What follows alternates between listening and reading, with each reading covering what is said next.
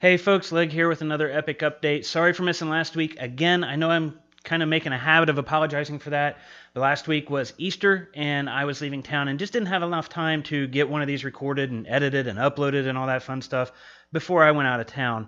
And frankly, there wasn't a whole lot of stuff to talk about other than Azeroth Choppers, and let's start with that this week. There have been 2 episodes come out. A lot of folks aren't happy with this series. They aren't happy that it even exists, and then on top of that, they're not happy with the series itself.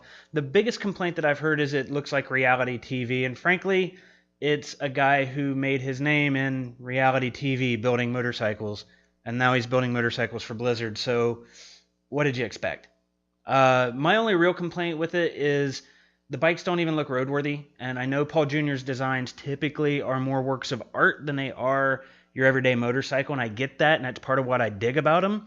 But usually they're roadworthy. They're at least rideable, and these simply aren't. It's just not. They're not roadworthy bikes. The tank treads, I don't know how long they would hold up on a road, and the Horde bike with that tractor tire up front, it's just not even controllable as a motorcycle. Moving on, there was a photo from the World of Warcraft movie set that showed Duncan Jones looking at some monitors, and you could see some actors standing behind those monitors, and you don't get a lot of detail, and I think that was really done on purpose. This is starting the hype train for the movie. We're going to start seeing photos and footage probably in the not-too-distant future because they do need to get this movie hype started. Movies like this with a name like World of Warcraft, they typically get a lot of hype. I mean, how long in advance did we see teaser trailers for The Dark Knight and Batman Begins and all of those movies? It's a year plus in advance we start seeing it. So I wouldn't be surprised if we didn't see something coming out of Comic-Con. I do expect Comic-Con folks to get some footage, and the rest of us won't get to see it, just like the last time. But I do expect an actual public teaser shortly thereafter. And hopefully, now that we know the BlizzCon's coming, which we talked about in the show on Wednesday night, hopefully we'll get something at BlizzCon with some footage. Maybe some of the actors will be there because they should be done filming by then. And I think it'd be a pretty cool addition to BlizzCon. Also, speaking of BlizzCon, World of Podcasts, if you can't tell the shirt, we have started planning that for this year again. And it's already a flurry of activity, way more this early on compared to last year. So we feel like last year was a success, and this year's shaping up already to be a bigger event and hopefully just as, if not more successful. Now to move on to other news, Corey Stockton, Mumper on Twitter, has put some stuff out on Twitter about garrisons. Apparently you can no longer pick where you want it. It's going to be in the starting zone, and garrisons just, I think, became a bigger feature than what they originally thought they would be, maybe even bigger than what they originally set out to make them. So they're not going to be movable like we were told originally, and it's going to really play into the leveling flow of your character from what he's saying. I'm really looking forward to this feature. I was kind of anti-player housing from the very get-go when I first heard people complaining about wanting it. This one seems like it would be kind of cool. It's going to give you some extra professions to your character, not as powerful as if you actually had a character with those professions, but still going to give you some flexibility with the professions and crafting, and I'm really looking forward to it. I'm really looking forward to see how it impacts the gameplay. It's one of the things I'm actually very excited about. I'm excited about the expansion in general, but this is one thing that I'm very, very excited about. Moving on to Hearthstone, they announced what is called Fireside Gatherings, and what these are is to celebrate the release of Hearthstone on the iPad a couple weeks ago. What you have to do to participate in a Fireside Gathering is there's a listing of them on the website. If you go to teamliquid.net, there's a listing of them there as well. I think there's more on Team Liquid than there are on the official Hearthstone page. It's just a gathering where people go and play Hearthstone, and you play with people on that local network. If there are at least 3 people logged on to Hearthstone from the LAN that you're on, and you play 3 games with people on that LAN, you get a special card back. And that starts Saturday, April 26th. It doesn't only last that day, it goes on, but they haven't said how long. They said a limited time, and that the end date would be announced later. Now, if you don't have a fireside chat in your area, you can set one up.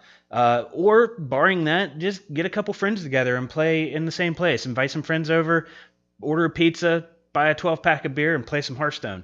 If that's not an option, like it's really not for me, create a second account, download Hearthstone. If you have a recruit a friend account from WoW back in the day, or even just recently, install Hearthstone on that, log it in, and get on another machine, your iPad, whatever, and then have one friend over. If you've got the machines that you can set up 3 of yourself with extra accounts, you can do that and still get the card back. You just need to play 3 games against, I guess in that case, yourself, which could be a little awkward, but if you really want the card back, you're going to do it. And frankly, this weekend, I think me, my girlfriend, and her son, or maybe me, my girlfriend, and my other me are going to be playing some Hearthstone so I can get the card back. Also, they are talking about the World Championships that are going to be at BlizzCon. If you go out to the news page on the Hearthstone site, you'll see all of the information you need for qualification. It's going to be a 16-player tournament, and the format appears to be very similar to the Innkeeper's Invitational at last year's BlizzCon. Each player will have 3 decks predetermined. They have to have the cards in their collection already. No cards will be provided. And they basically play that deck, and if they lose, they have to switch to another deck. I don't know if they win, if they have to keep that deck, or if they have the option to choose. Basically, they play a best of 5 until one player has lost 3, meaning all 3 of their decks have lost.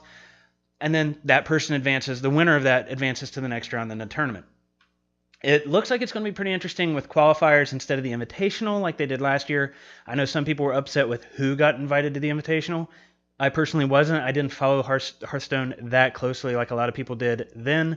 I'm still not following it as far as tournaments are right now, but I am paying more attention to it than I did at this time last year, mainly because I'm actually playing the game more than I was at BlizzCon last year.